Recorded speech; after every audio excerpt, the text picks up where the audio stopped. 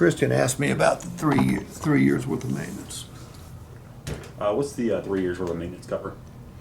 Christian, it's our way of saying thank you and our way of reducing your cost of ownership. An oil change and tire rotation is close to $100, okay?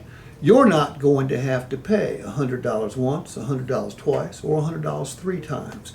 We're going to pay for your oil changes and your tire rotations for the first three over the first 3 years.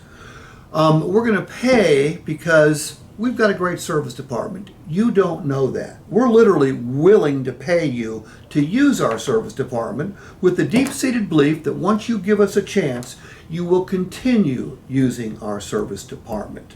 So, this, Christian, would be a legal bribe. We're going to save you $300 over your next 3 oil changes and tire rotations. What's the difference in the way you guys did it and the way I did it? Give it back to the story. No, but what's the most important part of that story? On the value of the... I quantified the value. Okay? Does money mean stuff to people around here? Yes. Have we ever lost a deal over $300, Fred? Mm-hmm. I'm sure we have. I know I have. In my long time ago, I'd lose deals over $100.